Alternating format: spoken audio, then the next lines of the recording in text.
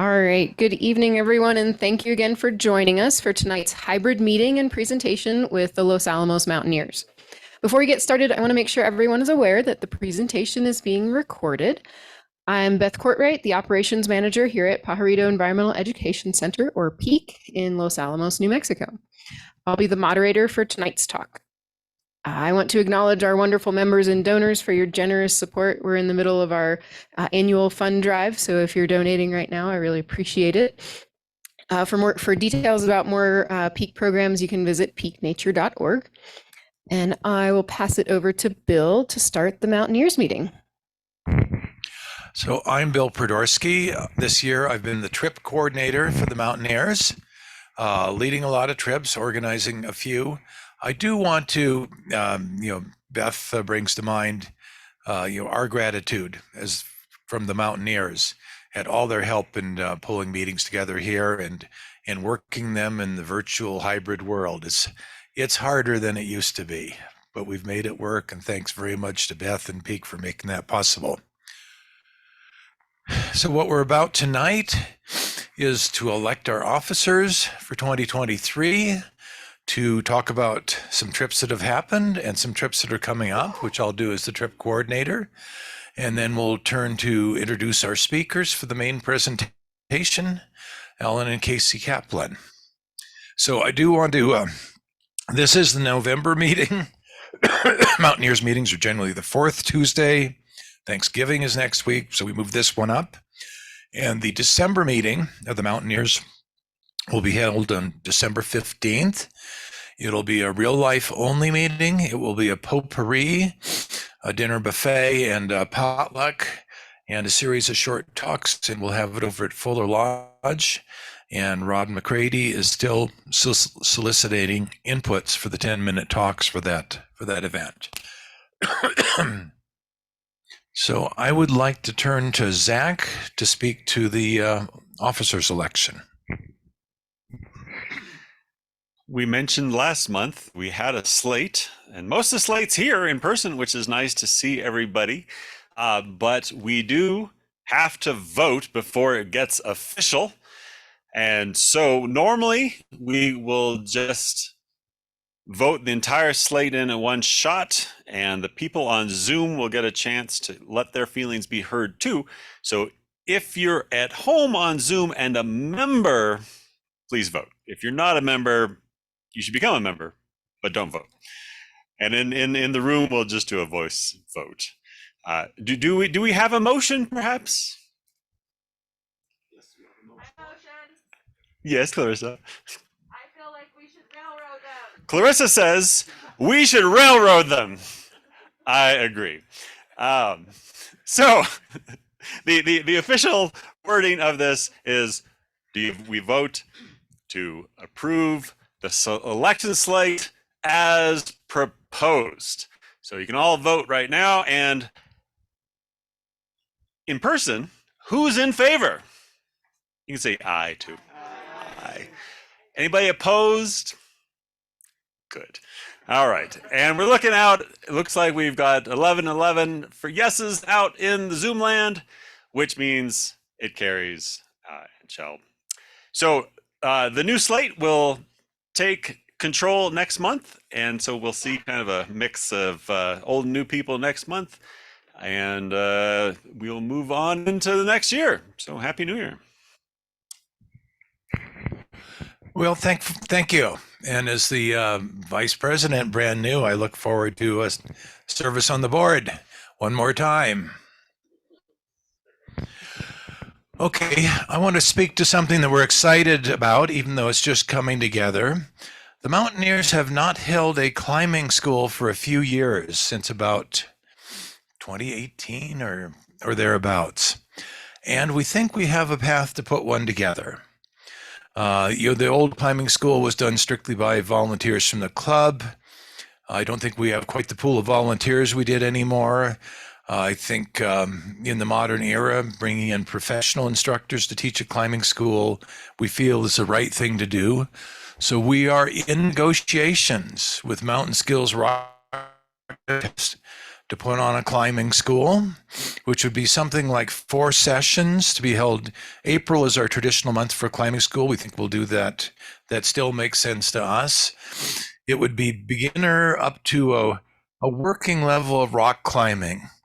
In the past, a graduate of the rock climbing school could, show up, at the bottom of the cliff when people are top roping and say, I know something about rock climbing. Would you please let me climb with you, and be able to make a credible case to do so. So details will be forthcoming. We do need to pay professional rates for this level of instruction. I don't think it's terribly expensive compared to other things nowadays. That's the price range we're talking about yet. That is not yet firm. And that would be 4 full days of instruction, full days, 6 hours apiece. So we're excited about that, and hope to speak to you about details, and in particular, to be soliciting participants shortly. So what have we been up to? We have been on trips, and we've been on mountaineer trips, and our mountaineers have been here and there on their own trips. This is a trip from a month ago, a llama trek with our intrepid guide, BJ Orozco, pointing the way. This is a blast from the past. John Saraceno sending a picture more than 50 years old now of his trekking in the Himalayas when the world was young. We led a mountaineers trip. In fact, we're grateful to Cecile James for leading a mountaineers trip I think it's certainly a joint trip, a PEEC mountaineers trip on a classic loop in the Valles Caldera. This is a loop where you go in the southwest corner of the Valle, and of a significant loop. It's 10 or 12 miles or so. This is the crew, fine fall weather, some geothermal features. That is not entirely fresh water there. That's affected by the geothermal fluids coming up. There are cattle in the Jemez. Some belong there, some don't here, and I'm not sure where these fit in that categorization. Brett Kettering reported on he and Ron Morgan doing Grand Canyon rim to rim, where they shuttled one day, started on the north rim of the canyon, and went all the way down and all the way up over the course of the next day, seeing the classic sights of the Grand Canyon. Karen Grace, let her speak for herself. Here's the note she sent us. Off in the Sierras with the Sierra Club. Sadly, I don't have a picture because it would be a very colorful picture. Biking in the Aspens turning color around the Gilman tunnels in the Jemez. That's a classic that Ross Lemons leads, and he led it again this year. And then we had a mountaineers adventure that I led, that in fact multiple people led. I'm sort of the hotel guy pulling together a facility where everybody could stay. And there were like 20 of us participating in this trip, 20 plus. And from that, we went out on day adventures and included hiking off the beaten path. Hey, that's an interesting piece of map on the topo. I wonder what's there. Let's go hike there. To mountain biking, to road biking, to canyoneering. And all the folks listed there had some responsibility for leading our day activities. I have a pile of like a couple dozen waivers that I need to scan in at this point. We did so many things. That is Patty Walls on one of the canyoneering routes. We go in November because it's cheaper. We go in November because Moab has gotten to be a very crowded place, and it's not nearly so crowded that late in the season. But one of the side benefits of going in November is that the fall colors there, the cottonwoods, are just spectacular and golden. And this is a view into Courthouse Wash on one of our hikes, looking into all the cottonwoods that have changed color. We had some slightly more modest canyoneering that I showed you in the picture with Patty. This is one of the toughest rappels, and the hardcore guys were out there, just our most experienced folks. This is called Rim Shot. That's a 200-foot drop. Dave Hand is helping at the bottom, doing a rope belay. John Davy is just about to start down. It's a long way down. It's not my thing, but by golly, it's an adventure. And these folks were all over the Moab area doing one canyoneering outing and another. The Fiery Furnace in the National Park is a classic hike. It takes a permit to do that. The National Park will give you a permit. They will give you a lecture on being nice to the countryside and not tearing up the place. And they won't give you a map. It's a maze, and you have to find your way through. And what you find as you go through is an amazing set of narrow slots and fins and arches, and everybody found their way out. They went in on a Tuesday, and we did assure them that if we didn't hear from them by Friday, we'd go look for them. But they were there Tuesday afternoon back at the house. Road biking, Ross Lemons and Nancy along the Colorado River. And a couple classic terrain views of Moab. Delicate Arch, absolutely classic. That's what's on the Utah license plate. And then the view from the top of Elephant Butte, which is the highest point in Arches National Park, about 57 feet up. We did get some weather, as you can see, and you can look across the distance to the Los Alamos Mountains. And though it's a climb, it's actually a canyoneering trip to go up Elephant Butte because there's two major rappels to make your way up. You go up and down and up and down with the final rappel. So that's our adventures. Upcoming trips. What's announced are the 3 trips at the top. We've had, unfortunately, a good friend had to drop out of the Bluff trip. We have 7 bedrooms and 2 houses. When we fill that, the trip's full, and we'll go out hiking and exploring Comb Ridge and et cetera from there. Trip's going out in 2 weeks. There's 1 room. We can take 1 or 2 more people. And to be announced, that's what's on my docket already reserved that I need to announce. The trip coordinator that you just elected will be Jeff Click. And, basically any trip that you want to do, probably somebody else wants to do, and Jeff would like to hear from you. And let us turn now to a little bit more housekeeping and then an introduction of our speakers. Okay, thanks, Bill. So just a few logistics for the presentation before we get started. Our presenters will be taking questions via Zoom chat and from our in-person audience. For those of you watching from home, you can find the chat feature in your Zoom menu bar. Type your questions to the PEEC moderator. It's one of the participants there in the chat window anytime during the talk, and I'll read them during the Q&A at the end. Please remember that not everyone in the room here with us has a microphone, so there may be a delay when we're listening to questions from the live audience, but don't worry, we'll be back on in a second to repeat the question for everyone to hear. The next note I have is that tonight's presenters will be showing a couple videos, and depending on our bandwidth here at the Nature Center and your internet speed at home, the videos can appear kind of jumpy. So apologies in advance if they're not super smooth. Not much we can do about that. Also know that not all of the videos have sound, so don't be concerned if you don't hear audio during those. One more thing I'm noticing is that our slides are pretty far delayed. So if we start talking about something, if our presenters are talking about something that's in the next slide, just give it just a second and it'll show up. But we'll try to be wary of that. Last thing is, after the talk, you'll get a short evaluation in your email. Please take a moment to fill that out. It really, really helps us improve future programs and report to our funders. Without further ado, I'll hand it back to Rod to introduce the speakers. Hi, my name's Rod McCready, and until about 10 minutes ago, I used to set up the programs for the club. I'm still working to set up the 10-minute talks for the potpourri meeting next month. I am looking for 1 or 2 more. I'm not sure how many, but I'd love to hear 1 more idea. So get a hold of me. Let's see.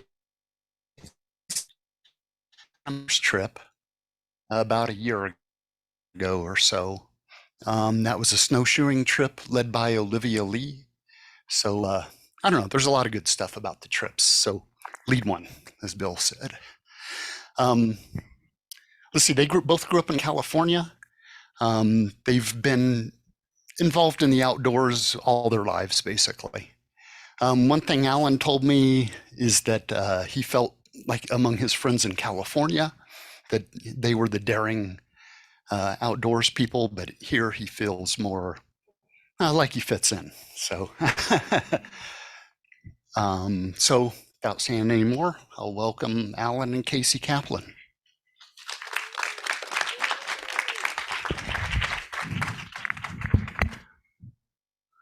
Thanks, Rod. Hey, Hi, everyone. Alan. I'm Casey. And welcome to our presentation on the John Muir Trail, also known as the JMT. You might be wondering, what is the JMT and where is the JMT? So let's start there. Built between 1915 and 1938, the JMT is a long-distance through hiking trail in the Sierra Nevada mountain range of California, passing through Yosemite, Kings Canyon, and Sequoia National Parks. Zooming in, you can see the northern terminus is located in Yosemite Valley, and the southern terminus located at the top of Mount Whitney, the highest point in the contiguous U.S. at 14,505 feet. Now, depending on who you ask, the trail's length is somewhere between 211 and 214 miles, almost all of it in the high Sierra backcountry. For about 160 miles, the trail follows the same footpath as the longer Pacific Crest Trail. The vast majority of the trail is situated within designated wilderness and passes through large swaths of alpine and high mountain scenery and lies almost entirely at or above 8,000 feet in elevation. The trail has been described as America's most famous trail and the crown jewel of the Sierras. Just some stats about our trip. We left, we started the trail on July 12th this past summer. We hiked a total of 271 miles. That included time hiking off the trail to resupply and back on again. We were out there 21 days. We had 1 0 day. We ascended almost 56,000 feet, descended 61,000. Our longest hiking day was 27 miles. We did some climbing that day, 3,200 feet, but a lot of downhill, which was pretty painful, almost 6,000 feet. We had 2 resupplies for our 21 days. Alan's pack weight, fully weighted, was 38 pounds, and mine was 29. And probably the most important stat of them all, our longest previous backpacking trip, 2 nights, baby. This was definitely an ambitious undertaking for us. Here's another map of the JMT, again with Yosemite in the north and Whitney in the south. I like this map for a couple of reasons. First, it shows many, but curiously not all, of the major mountain passes, such as Forester, Glen, Pinchot, etc. And by major mountain passes, I'm talking about anything at or above 10,000 feet. Second, it shows Highway 395, which roughly parallels the JMT, albeit many miles to the east, over the mountain range, and down in the valley. The reason I point this out is that many JMTers, including us, will at some point hike off trail over the mountains and make their way into a town to resupply. We did that here at Independence, and we'll expand on that shortly. Now you can hike the trail in either direction, northbound or southbound, but the preferred method, especially for first-timers, is to hike southbound from Yosemite down to Whitney. The reason this is preferred is because Yosemite Valley sits at just below 4,000 feet. So if you start there, you have a number of days to naturally acclimatize and gain strength as you climb higher and higher passes. Conversely, starting from Whitney Portal, the traditional southern starting point, means you pretty much start climbing Whitney with a fully weighted pack the moment you step out of the car, without any time to acclimate. And after Whitney, you'll pretty quickly hit a string of major passes before having a chance to build up your trail legs. Now, if you want to hike southbound and you want to hike the entire JMT, you have to start in Yosemite Valley. But if you want to hike northbound from Whitney, you do have a couple of options. This map shows the southernmost part of the trail. The JMT is in red, the PCT in green, and the local regional trails in blue. You can apply for a permit to start from the Whitney portal, which involves an 11-mile hike to the summit where you would begin the JMT. An alternative approach to the summit is to start 30 miles south down at Cottonwood Pass trailhead. This route involves hiking an extra 19 miles more than the Whitney portal approach, as well as an additional 12,000-foot mountain pass. Permits starting from Yosemite Valley and Whitney portal are lottery-based and very competitive with ejection rate of 70%. We actually tried more than once to get a permit from both Whitney portal and Yosemite Valley via the lottery system, but were denied. Permits starting from Cottonwood Pass are much easier to obtain and not lottery-based, which is how we ultimately scored our JMT permit and why we began our trek from Cottonwood Pass. We were going to do a deep dive into the head-scratchingly complicated permit process, but we were afraid that somebody would eventually lose consciousness, fall off their chair, and split their head open. So for your protection, we're only going to say two things about the permit process. First, there's a lot of information out there online, and some of it is even partially accurate. And second, if you want mostly accurate information, check out Casey's detailed blog at wakewanderrepeat.com. Okay, once we got our permit, we had to figure out how to get to the trail and back again.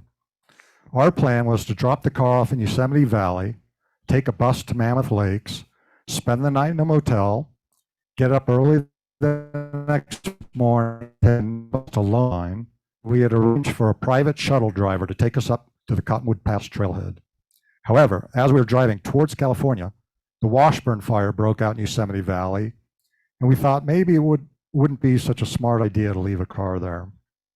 Instead, we drove straight to Mammoth Lakes, spent the night in a motel that provided long-term parking, got up early the next morning and took a bus to Lone Pine, where our private shuttle driver took us to the Cottonwood Pass trailhead.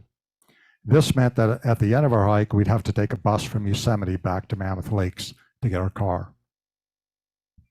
This is our bus ride to Lone Pine with some fellow JMTers. And here's our private shuttle driver, Lone Pine Kurt, who's been ferrying hikers to and from trailheads for something like 20 years. Kurt dropped us off at Cottonwood Pass trailhead, where we spent the night at roughly 10,000 feet elevation.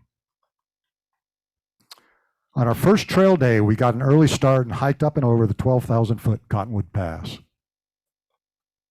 and continued on to Rock Creek, where we made camp. Our next destination was up here at Guitar Lake, which is nestled in close to the base of Whitney. Camping here would set us up well for summiting Whitney the next morning. Here's our view as we approach Guitar Lake, with Whitney looming in the background. When summiting Whitney, many hikers will hit the trail very early in the morning to catch the sunrise from the top. We weren't that motivated. We hit the trail at 4 a.m., summited shortly before 8:30 a.m. Now, truth be told, we would have summited sooner had Casey not insisted that we take the wrong trail out of Guitar Lake, thus taking us further and further from Whitney. But on the plus side, we did get 2 extra miles in that morning, and in a sense, got more bang for our buck. You're welcome. During our climb up, sorry, your line. No, you're good. In this photo, you can see headlamps from hikers ahead of us.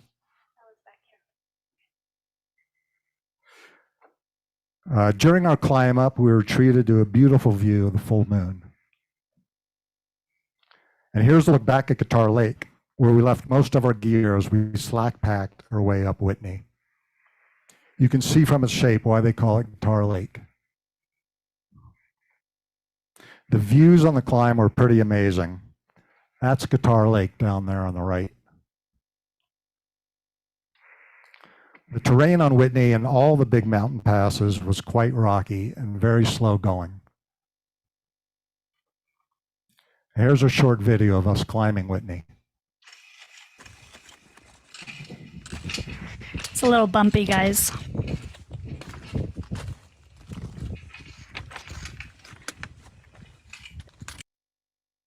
Hopefully that didn't make you too nauseous. Okay, here we are at the top of Whitney, 14,505 feet. We were now officially starting the JMT. With our slow but steady pace up the mountain, we found the climb to be challenging but doable. We kept our mileage low that day, and after summiting, chose to return to Guitar Lake and camp another night instead of pressing forward on the trail. Casey took a little dip at Guitar Lake after our Whitney summit. Don't let her smile fool you, the lake was freezing. On the morning of day 4, we had 2 daunting milestones ahead. Forester Pass, 16 miles north, and the day after that, our first resupply point, the town of Independence. Forester Pass was our first of the major mountain passes on the JMT. It also happens to be the highest pass at 13,200 feet, with quite a bit of exposure as well. A common strategy for tackling these major passes, and one that we adopted as well, is to spend the day hiking up close to them, making camp, and scaling them the following morning to avoid getting caught in afternoon thunderstorms. So we spent night number 4 a few miles south of Forester, and on the morning of day 5 set out to tackle it. This is our view as we're approaching Forester Pass, which zigzags up this face and ultimately took us through the top of this notch. The photo doesn't do it justice. This pass is massive. And as we got closer and closer, it didn't seem possible that there could be a trail until we looked up and spotted tiny ant-like people slowly winding their way up and down. Here's a shot of me climbing one of the switchbacks on Forester. And here's a shot looking back at part of the trail. You get a sense of the exposure here. Forester, like Alan said, is the highest pass, but it's also got the greatest exposure. So if you're hiking in June and there's still snow or ice, you can imagine some of these hairpin turns are pretty gnarly. At one point, we passed by a memorial with a plaque and some old trail building tools. Here's a close-up of that plaque. It's a memorial to 18-year-old Donald Downs, who lost his life in a construction accident while building the trail. And here we are at the top of Forester, 13,200 feet. We loved climbing Forester. The trail construction was a marvel to behold, and the views from the top were incredible. After the long descent, that one's got audio. After the long descent off Forester, we, along with some other hikers, took advantage of a nicely flowing creek to soak our feet, eat some lunch, and dry out our quilts and tent. More on wet quilts and tent later. Let's talk about food for a minute. This was a typical day ration for us. We only cooked in the evenings to save on fuel, so our daytime food consisted mainly of bars, trail mix, crackers, and dried fruit. All food must be stored in bear cans. Depending on how many miles a day you plan to hike and how much food you can carry, the number of resupplies will vary. We could only carry a maximum of 7 days worth of food, which meant we had to resupply twice for our 21-day target finish date. We mailed ourselves 2 resupply boxes, both of which required hiking off the trail to pick up. The food turned out to be our biggest challenge on this adventure. It only took a few days for us to realize that when you're burning through thousands of calories a day, you quickly get to a point where you find the thought of eating another bar repugnant. Okay, getting back to the trail. With Forester Pass under our belts, we set our sights on hiking out and off trail to our first resupply point in the town of Independence. where we also booked an overnight at the Independence Inn.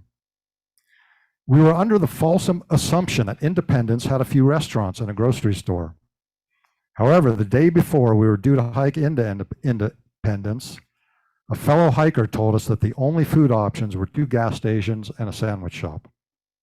This was a big blow, but at least they had a sandwich shop. The thought of a sandwich, or maybe even 2, became my primary motivator now. We woke up on day number 6 to hike the 7 miles up over the 12,000-foot Kearsarge Pass and down to the campground at Onion Valley. After a tough climb up rocky switchbacks, we made it to Kearsarge Pass. I know it sounds lame, but by this point, I was completely obsessed with eating a sandwich from that sandwich shop. I definitely had not consumed enough calories that first week, and I was experiencing serious hiker hunger.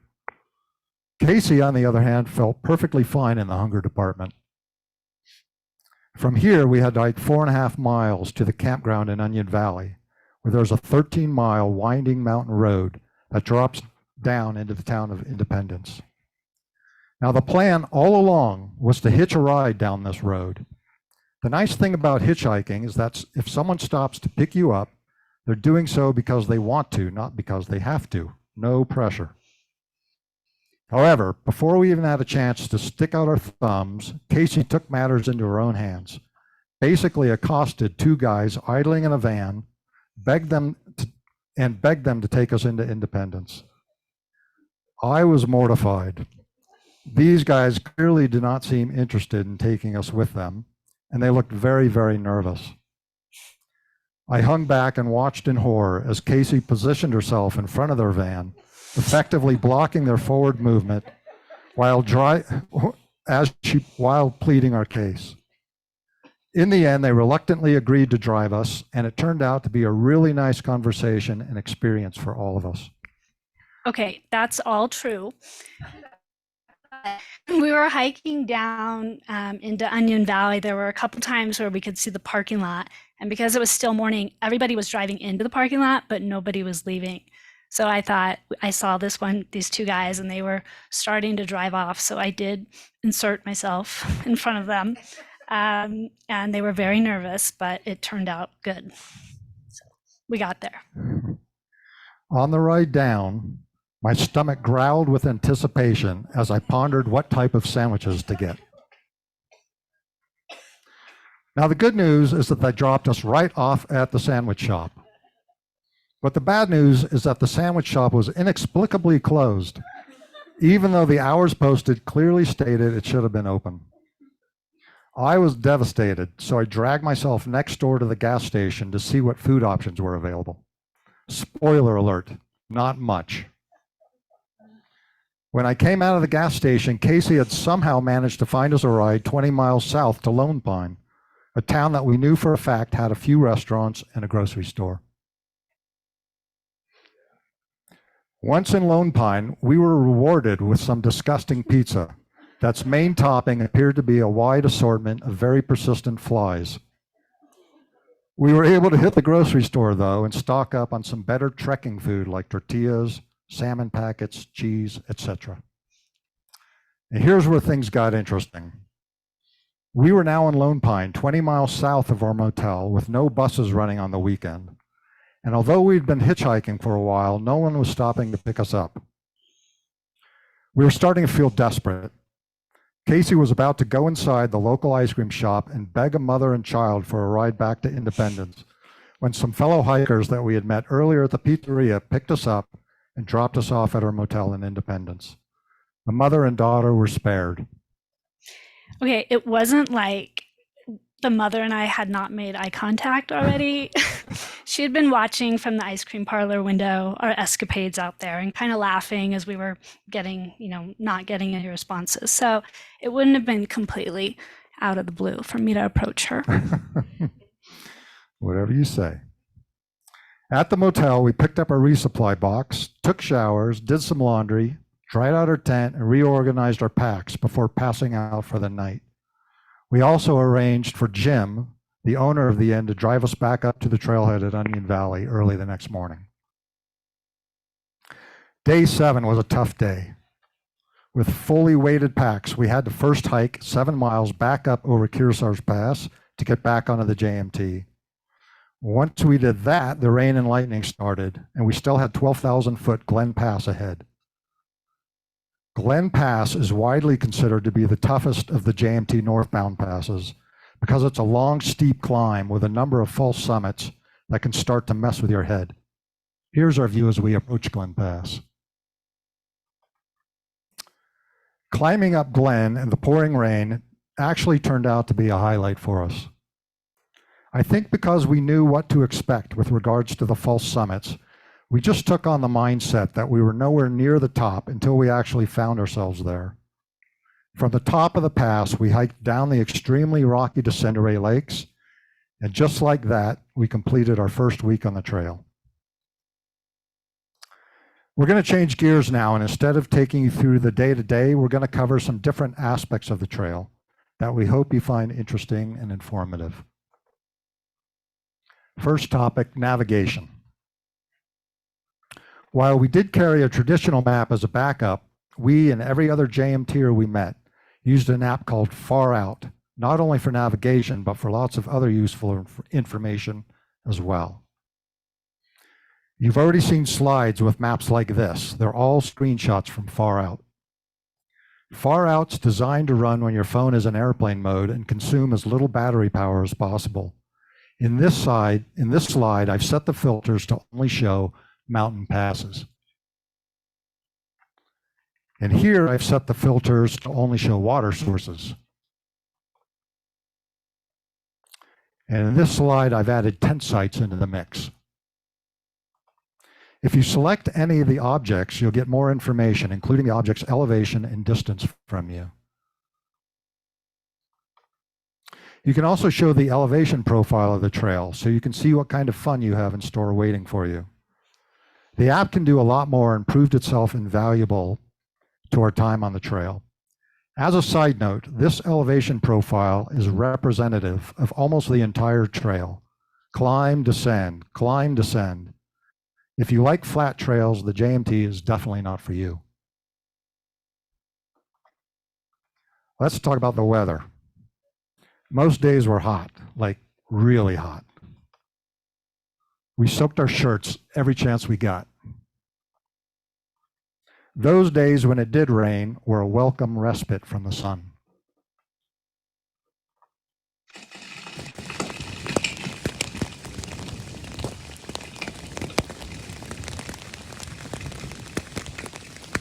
We did get hailed on a couple of times. And saw our share of thunder and lightning. The occasional pockets of snow we passed were left over from storms earlier in the season. Many mornings we woke up to wet quilts and water dripping on us from above. Not from the rain and not even so much from the condensation. I think it was from the morning dew more than anything else. Drying out our stuff at lunchtime became a common practice. Okay, sociability. You meet and speak with a lot of people on the trail.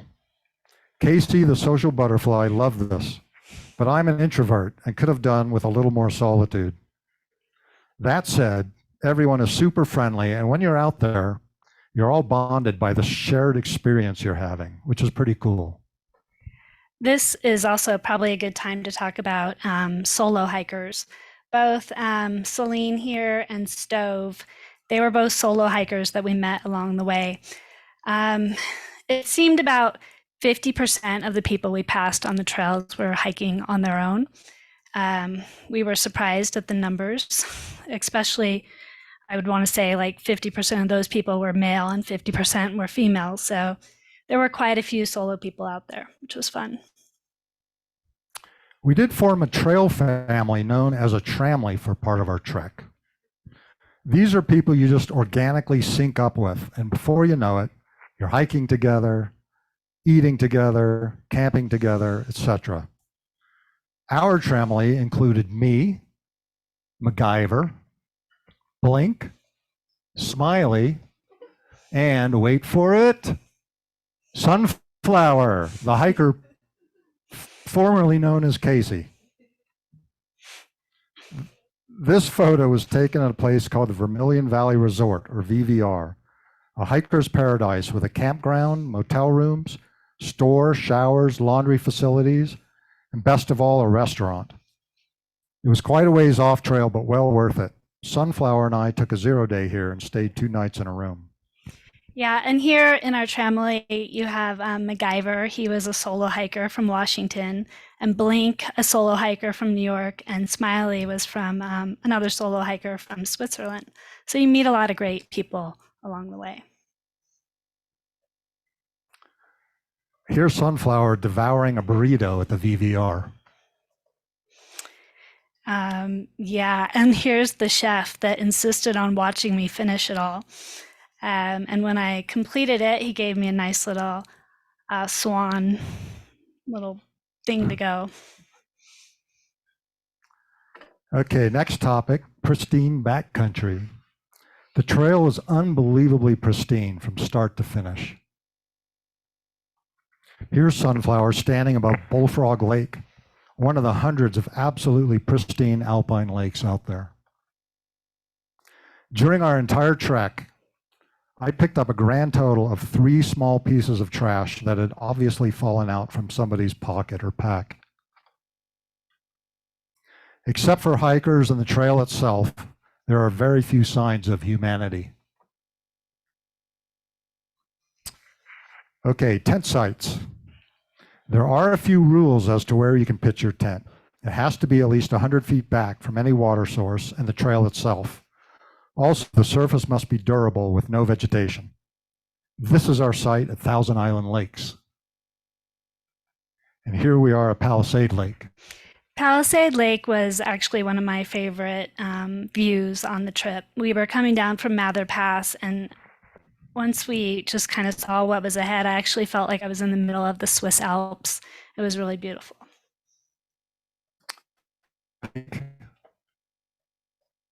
And this is somewhere near Devil's Postpile. A little more about finding campsites. We've had a lot of questions if we have at night finding a place to pitch the tent. For the most part, no, we never did. The Far Out app really helped, but there was one night we had hiked a really long day and we arrived at where we wanted to camp and there were no spots.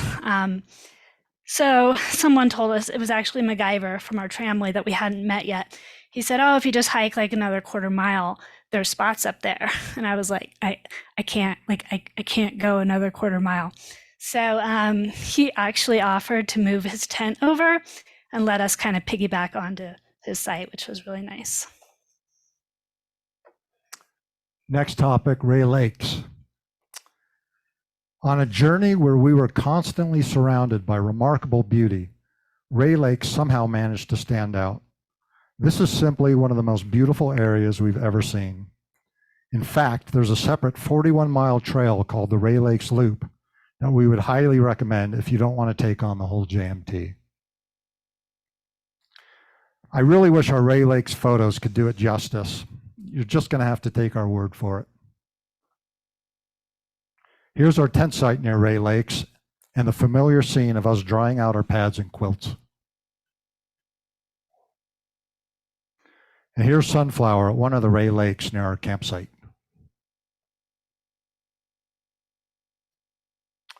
This topic is enjoying the journey. The trail was hard, really hard, with long days, punishing climbs, and unforgiving descents. Thankfully, we were able to make time to just stop and take it all in. Here's Sunflower enjoying a swim at Dollar Lake, and me diving into that same lake. Sunflower giving her feet a well-deserved soak. We did a lot of feet soaking. Here we combine feet soaking with dinner.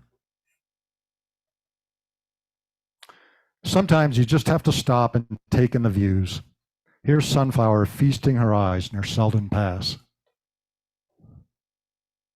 Singing around the campfire at VVR with fellow hikers was another highlight. And surprisingly, people actually do bring instruments on the trail. We met a guy at a pass with a guitar who shared his beautiful music with us up there. Another person with the ukulele on the trail. It was really fun. Okay, let's talk about water. Water is everywhere on the trail. Aside from 2 stretches of 6 or 7 miles, water was generally available every 1 to 3 miles. We passed by dozens and dozens of waterfalls like this one and this one. We hiked by swift rivers like this and calm rivers like this. And lake after lake after lake after lake. You get the idea. There are also plenty of water crossings like this one and this one. Sunflower turned one of the water crossings into an involuntary swim. As for drinking the water, we used the Be Free filters by Katadyn, which mostly worked really well. Somehow I managed to create a tiny puncture hole in my filter halfway up, which didn't cause me any problems with filtering, but I couldn't store more than half a liter in it because any water higher than that hole would slowly leak out all over my pack. I found that out the hard way. We generally carried 1 to 2 liters of water with us. I despise mosquitoes. As we said, food was our biggest challenge on the trail, but mosquitoes were a close second. In the first week, the mosquitoes had for the most part behaved themselves, but after Ray Lakes, something changed. Now, under normal circumstances, I take it as a compliment if a mosquito bites me, because it means I'm not quite dead yet. But these things were obviously desperate, most likely starving, and seemingly everywhere. It was at this point that we discovered our repellent had leaked, and we were defenseless against these satanic creatures. It got so bad, in fact, that we made the decision to hike off the trail the next chance we got just to buy more repellent. After 3 days of being eaten alive and nearly driven to insanity, we detoured off the trail to Muir Trail Ranch, where we knew there was a small store, and we knew that store had repellent.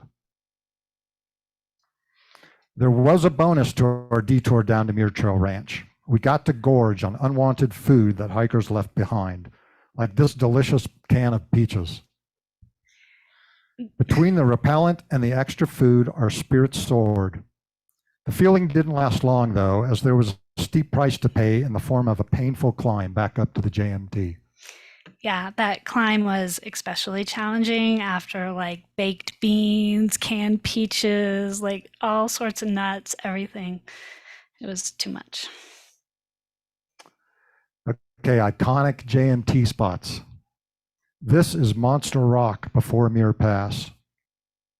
It looks like Sunflower is having fun, but the truth is we're almost too exhausted to even stop and take this picture. The Muir Hut at the top of Muir Pass was built by the Sierra Club in 1930 and serves as both an emergency shelter and as a memorial to John Muir. The iconic suspension bridge.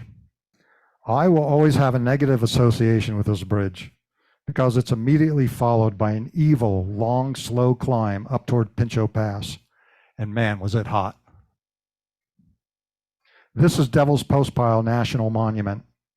According to Wikipedia, this is an unusual rock formation of columnar basalt, all closely and perfectly fitted together like a vast mosaic. I'm sure Don here could give us more information than Wikipedia, but we'll leave it at that. This is the Golden Staircase. You really can't tell because it's not a very good photo, but we have to work with what we have. Here's another shot of the Golden Staircase. You can kind of see how the trail zigzags down. Any presentation that touches on Yosemite has to include at least one photo of Half Dome. When you approach it from the east, as we did, you hike through an extensive burn area. Okay, some random musings. This one's titled Yum Yum, another lunch of salmon on a tortilla. Any entomologists out there? What the hell is this thing, and why is it trying to get in our tent? It was 8 inches from start to finish. You call this a trail? For most of its length, the trail was anything but smooth. For pack animals, it's off for them. The last time I ate steak was probably sometime in the 80s, but I was famished, and that's what they were serving this night at the VVR. It was either me or the cow. Based on how red it was, I think it may have still been breathing. Alan didn't eat it, by the way. It stayed on his plate. We saw some beautiful sunrises and sunsets. We saw tons of marmots and the occasional pika. Unfortunately, we didn't see any big cats, but we did have a bear circling our tent one night. Okay, fires. What can we say about fires? How about this? Fires, go F yourselves. With its 300 plus AQI, this one forced us off the trail at Mammoth Lakes. But by a bizarre twist of fate, that happened to be where we parked our car due to the earlier fire in Yosemite Valley. After a couple of weeks of staying with family in nearby Lake Tahoe, where we waited out the smoke and fire danger, we got back on the trail at Mammoth Lakes to finish the remaining 60 miles. This was a fun moment. With over 40 miles in Donahue Pass still standing between us and the finish line in Yosemite, one of my boots blew out on me, and the only thing separating my foot from the elements was a micro-thin piece of plastic that was literally hanging on by a thread. Needless to say, I was freaked out. Hiking barefoot or even in my camp shoes would have been torture. I tried wrapping tape around it, but the sharp, rocky trail quickly disposed of that idea. Fortunately, the quarter-sized gash relieved whatever stress the boot was under, and the hole never grew larger than that. Of course, another fire broke out in Yosemite Valley 2 days before we were due to arrive. You can see the haze in this photo. That's when we decided to put in a 27-mile day and get out of there as soon as possible. At that point, the wind had been blowing the opposite direction. The fire was actually a half mile away from where we were ending. So we were worried about both the smoke and the fire moving to where we were getting off the trail. But we decided with the wind blowing the other way, it was a good chance to just get all those miles in and get as far as we could. So the next day, if the wind did shift, we'd be in a better position to finish. And the wind did shift. It got really bad the last day. You know you're getting close to the finish line when the trail turns to asphalt. And 271 miles later, we touch down in Yosemite Valley. I don't know why I don't look happy there. I was actually happy. I want to conclude with a very short story. A Swiss and an American were hiking through the Alps. It was beautiful. It was spectacular. But they came upon town after town amidst all the wilderness. The American asked, "Why are there towns here? Most of our wilderness areas are protected. Why aren't yours?" The Swiss turned to face the American and responded, "You had John Muir." Thanks for listening.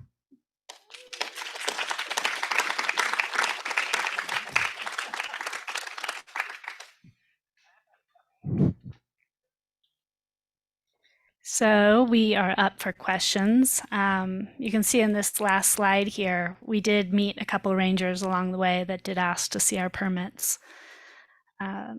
So fortunately we had them.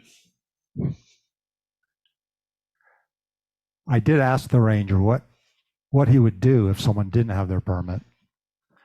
And he said that in the backcountry, they basically they don't enforce any laws. Those are the front country rangers.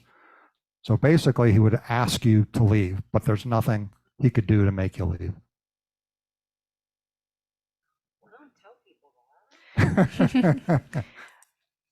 In Yosemite, it's a different story. They ask you to leave. We I also- we got stopped a couple times in Yosemite.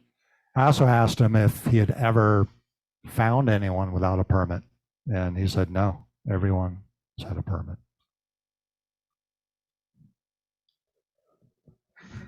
Bill? Yeah, Bill. Alan, you must have had a trail name too. The question was, did Alan have a trail name? You know, when it comes to trail names, the way it works, what I was told is usually you have to do something stupid or something memorable. And someone can give you a trail name, but you don't have to accept it. So I was given a trail name, but I didn't accept it. It was Clydesdale. Clydesdale, because the gaiters that I wore, I guess from the back, I looked like a Clydesdale horse. No, I was hoping for something more exciting, you know, like maybe Brad Pitt or, you know. Stallion.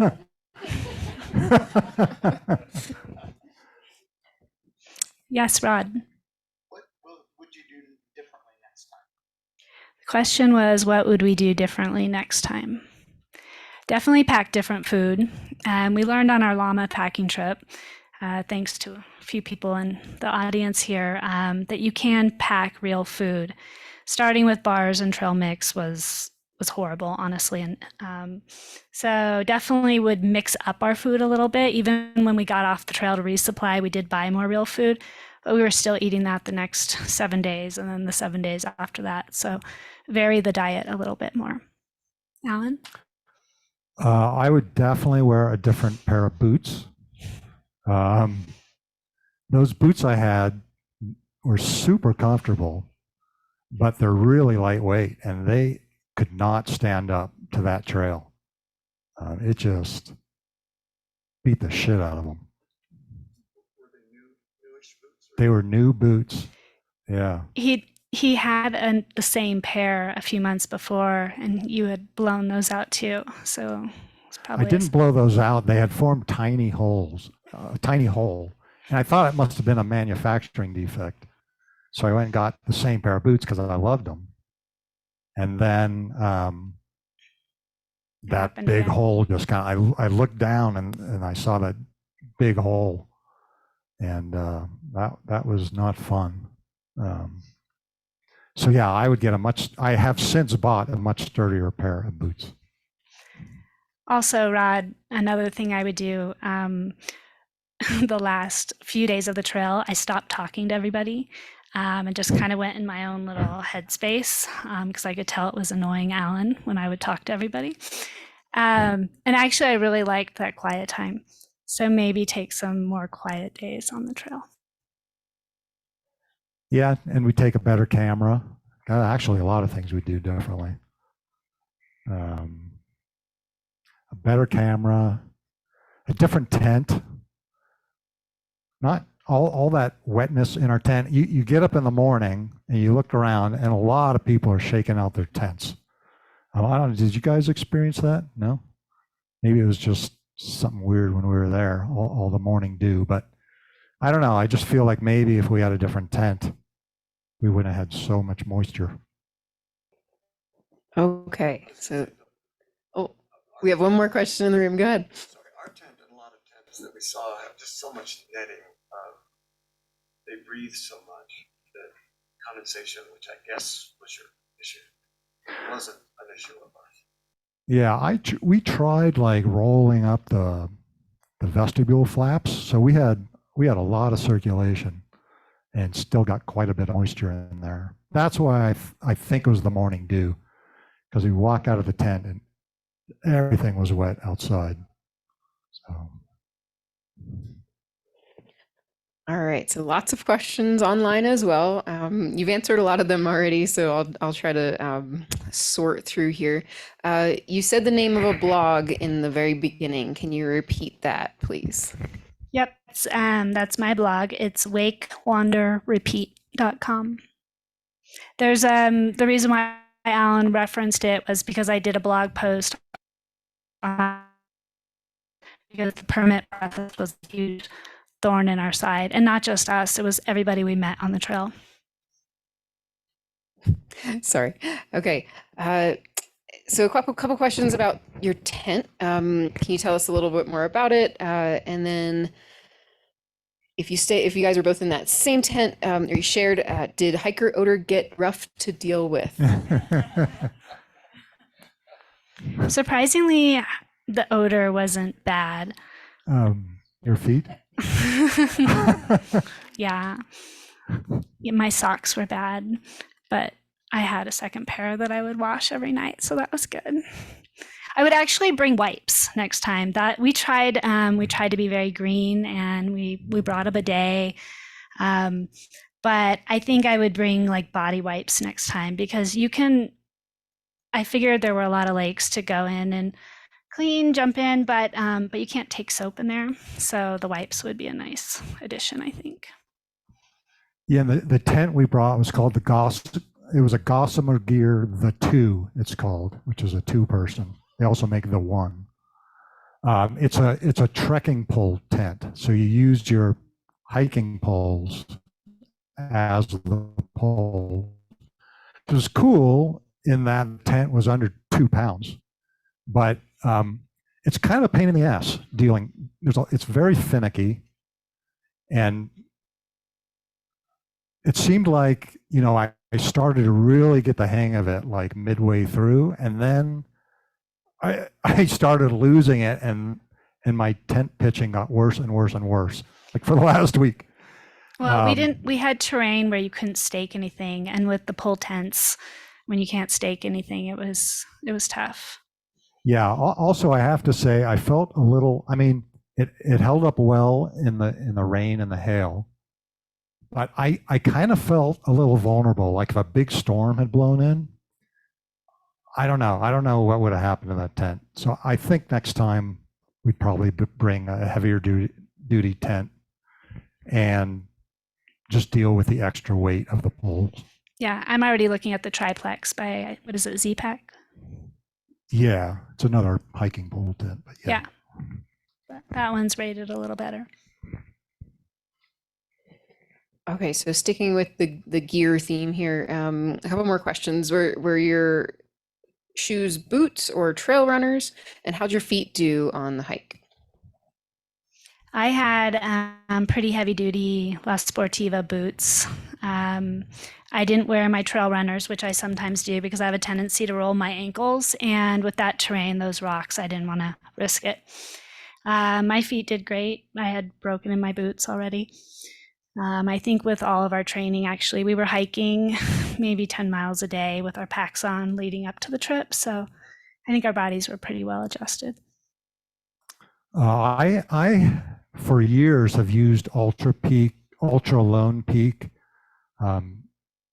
running shoes, trail running shoes, and I loved them. They came out with this boot. It's with a Lone Peak mid, and I thought, well, that's got to be great because I really like the trail shoes. So I went with those, and there's something wrong with those boots. They are not meant to last. My feet, there were some nights where my feet were throbbing when I went to sleep, and somehow miraculously, when I woke up in the morning, they were fine again. But we also did a lot of soaking of our feet as we walked. Whenever we stopped for more than 10 minutes, we would take our boots off and soak them in the water. It made a big difference.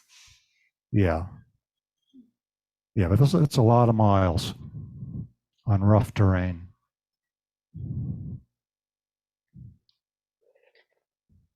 Okay, so you mentioned that next time you might bring a camera. Were all these phone photos that you took on this trip? Yes, we didn't bring, we only brought our iPhones. All right, you said many days you were drying gear until lunch. Did you expect that and plan for that time, or did it mess with your daily goals? So we didn't actually dry them until lunch. When we would stop for lunch, we would pull our tent out, and our sleeping quilts literally would dry in 5 minutes. They dried super quickly. So it probably took longer to pull it out and put it back in than to actually dry. Yeah, one of the bad things about this is, so in the morning, everything was wet, but we wanted to get on the trail. So we pack up the tent wet, the quilts were wet. It definitely added a few pounds to the pack, which was kind of a pain. But, at lunchtime, we'd spread everything out, and it was so hot that everything dried really quickly. A couple people asking what's next. Any more long trails, AT, PCT, and if you would do the John Muir Trail again, would you hike north to south? So actually, the John Muir Trail for us was sort of, it was a test run to see if we would want to do the PCT, or possibly the CDT. We decided we did not want to do the PCT or the CDT, not all at one time anyway. Section hiking, yes. But what we kind of felt after 3 weeks on the trail, especially with the fires and the smoke, sometimes it's nice to mix things up and do different things. So maybe a section of the CDT for a month at a time, but don't want to be on the trail for 5 months. And yes, we would do the JMT again. I'd do it northbound, I would do it southbound. Definitely could be our future. Yeah, I'm actually surprised to hear Sunflower say this, because we actually ask ourselves this a lot. Would you do it again? Would you do it again? And it's like, depending on the day, sometimes yes, sometimes no. I don't know. It's really nice getting up in the middle of the night at home and just walking into the bathroom to pee, rather than, getting out of the tent and it's cold and it's wet. Yeah, I mean, how that is. But 21 days of that that gets a little old. The worst time of our day literally was waking up and thinking, I have to get out of this tent, and the tent is dripping water on us, and the sleeping bag is pulled up as far as it can be, and knowing you have to get out, get wet, get cold, and do all of this hiking all over again was horrible. But then you're on the trail for 5 minutes and it's like, this is the best day ever. Okay, were you aware in advance that you'd be hiking and interacting with so much with other hikers? I was not. There are a lot of people on that trail. We would have a stretch of sometimes maybe 30 minutes or 45 minutes without seeing anyone. But we see less people here in New Mexico by far, where they don't require permits, nothing. Like, you could go a whole day hiking here and not see anyone. And the thing is, well, especially like the last day when we were coming down into Yosemite, there's a lot of people hiking up to do Half Dome or that kind of thing. And every single person you pass by is, hi, how's it going? Good, how are you doing? Good. It's a nice thing, but I mean, you're doing it dozens and dozens and dozens of times. And I don't know. It just it got a little old for me. That said, though, the people we met, like our tramily, they were the best and made the trip for us. Yeah, tramily was really great. We had a lot of fun. All right. Any other trips planned, even if they're not long hikes, I guess? I'm working on Alan with that. Yeah, I kind of, we just started hiking in really recently. I don't know. I got a little burned out, to be honest. It was much harder trail than I expected, and I trained for it. But it really, there were no easy days on the trail, and I don't know. I'm just now starting to kind of get my love for hiking back. All right, so I think that's all the questions from online. Did any more come up in the room? Okay, I'll keep watching that, but if if that's all the questions, I just want to say thank you again to Alan and Casey. And a lot of people are chatting in. You know, this is a fantastic presentation, and thank you so much. Great talk. So thanks again for sharing your adventure with us. Everyone, oh, sorry. Yeah. Yeah, thanks for coming out. All right, everybody, please remember to look out for that quick survey coming to your email. And if you're interested in attending more PEEC programs, you can visit peaknature.org. And we hope to see you at the Nature Center and out on the trails over the coming holidays. Thanks again for joining us, and have a good night.